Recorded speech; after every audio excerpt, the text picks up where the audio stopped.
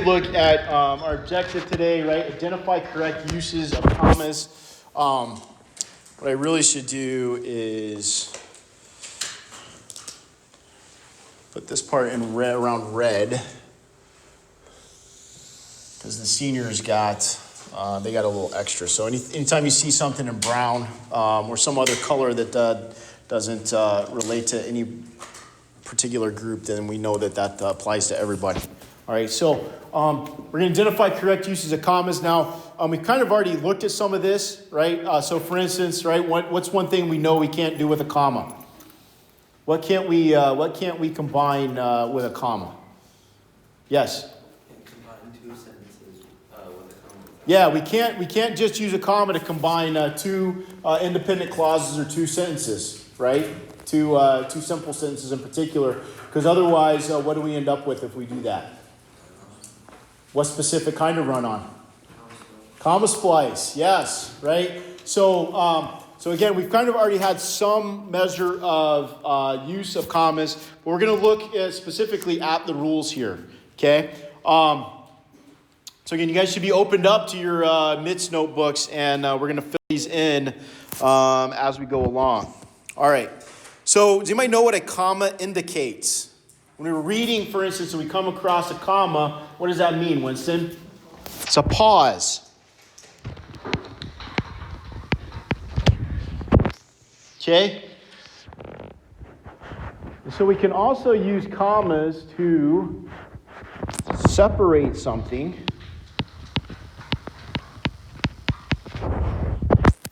Okay, or it can combine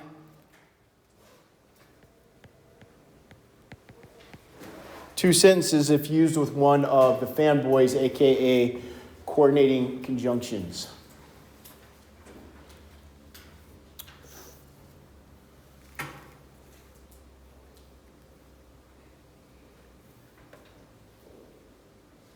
Okay.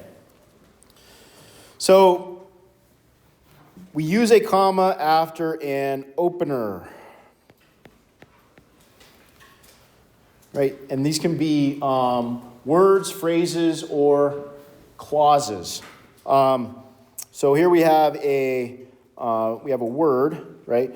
Now this is straight off of not this particular sentence, but an example of this is straight off of your exam from last week. Broken and bruised. Who can tell me what broken and bruised is an example of? Zach? It's a phrase. Good. Whereas because she had a sore throat. What is this an example of? Zach? Yes, good. Right? An adverb clause, right? So you start with either one of those types of openers. You're going to lead to a comma. All right.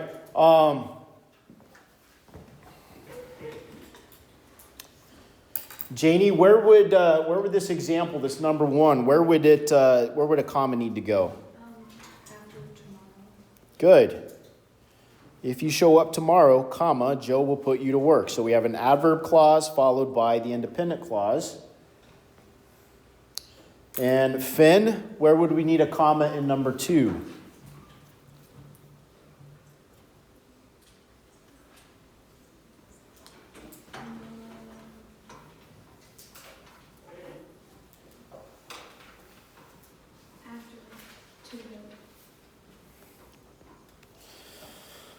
So what is alert and ready to go? What's that an example of? Good. Okay, so again, we see that, right? We have a adverb clause opener. We have a phrase opener. Nice work. Okay. We also set off, we use commas, or in some cases commas, to set off what we would call an interrupter. Okay, and these are words that interrupt the flow of a sentence.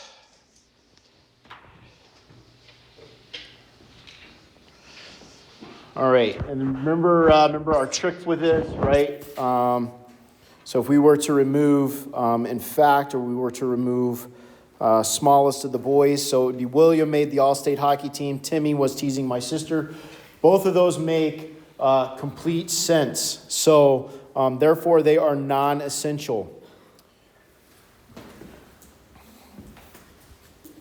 So, Olivia, where would we need a comma or commas in number 1?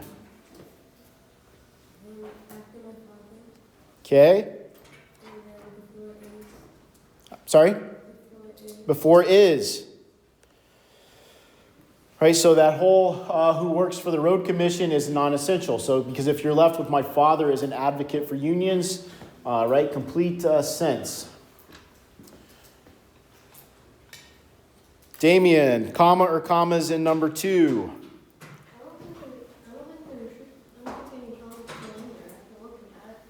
Okay, so here's something. Say again. One trick would be to I thought it said staying. So the Smiths are staying. Okay, anywhere else? After the meeting. Good. Okay. And one way to look at this, guys, is right, or one thing you can also do is just read it aloud to yourself. You should be able to hear these natural pauses or interruptions. The Smiths are staying, I believe, in North Carolina. Your voice is naturally going to change its inflection at that point as well, right? My father, who works for the road commission, is an advocate for unions, right? So again, that's one way you can look at it. And then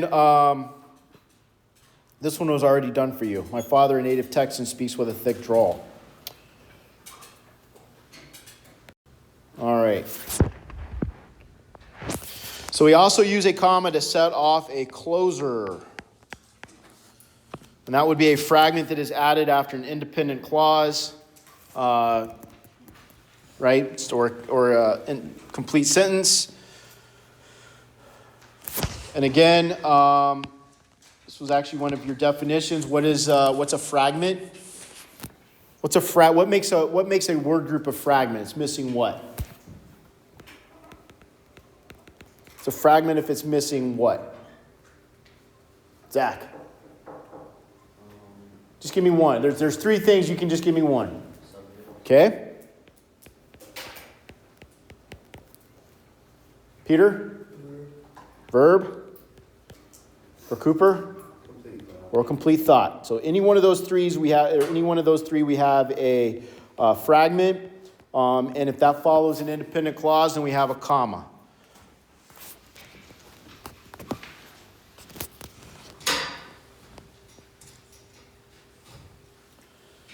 So Tony, where would we put a comma in number 1? After bench. Seth, where would we put a comma in number 2? After bed. Okay. Again, we have one already done for us. What's going on here? He's a great man, truly an exceptional person.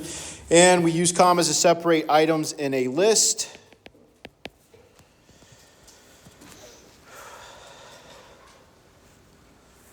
Mary Kate, where would we put commas or commas in number 1? Bless you. After bag. Okay. After laptop. Okay. And after done. Perfect. Right, so we have a list of things this individual did. He reached into his bag, pulled out his laptop, sat down, and began to type. Nice work. Peter, number 2, where would we put a comma or commas?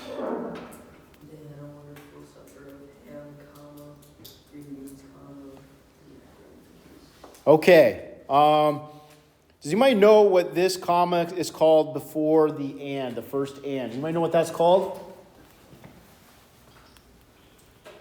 It's a place in it's a place in England where a very famous, perhaps the greatest university in the world is located, arguably. It's also where Miami University in Ohio is located. You might know what this is called. It's named for a place. Yeah. Oh, I thought you were going to say something. No? Okay, so what's known as the Oxford comma. You might have ever heard that before? Oxford comma. Why? So Some people argue, and then some styles, right? So like we use MLA, for instance. MLA calls for the Oxford comma. Like this, for example, why would we want to use the Oxford comma? In other words, why would we want to put a comma in front of the and? Emma? Because there's two ands in cheese. Yeah, right. So in cases of macaroni and cheese, right? Well, couldn't it also be? If we didn't use that correctly, right? Macaroni and cheese could be two different, right? Because macaroni refers to the pasta, cheese refers to like the sauce, right? So we always want to use that Oxford comma before the and. All right. Again, we've said one of the fanboys.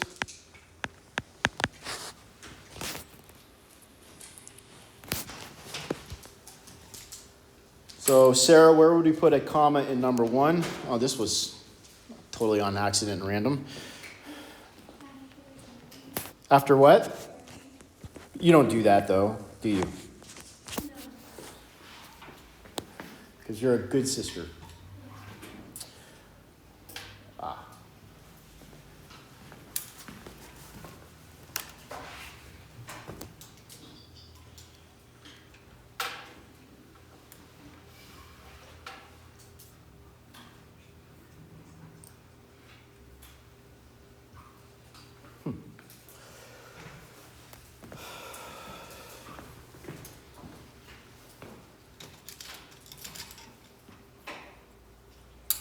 Landon, what about the second one?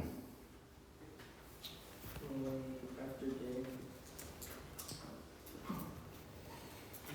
Okay. And then we also use a comma to introduce a quotation used with explanatory words. So when we get to the unit on colons, we're going to see the difference between when we use a comma and when we use colons. We would use commas. We use commas either like it shows here with interruptions, or if we just use a fragment, right, to introduce it. This has come up a lot, right? Does anybody know, as it relates to MLA, where do we put the commas? Inside or outside the quotation marks? You might know? Damien? Inside. Good. All right. Noah, where would we put a comma or commas in number 1? After well and after Scott. Perfect. Right, so after well, inside the quotations, and then after Scott. Outstanding. Evan, what about number 2? Before we. Good, for we. Or after FDR.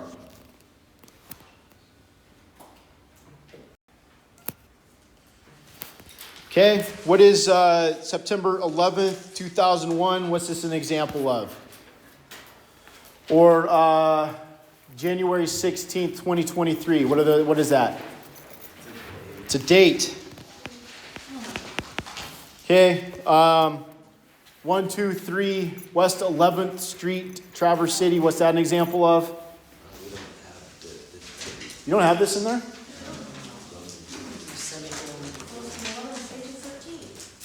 That's not good. Okay. How do we want to do this?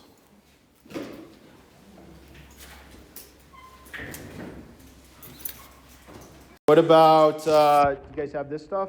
About when not to use a comma?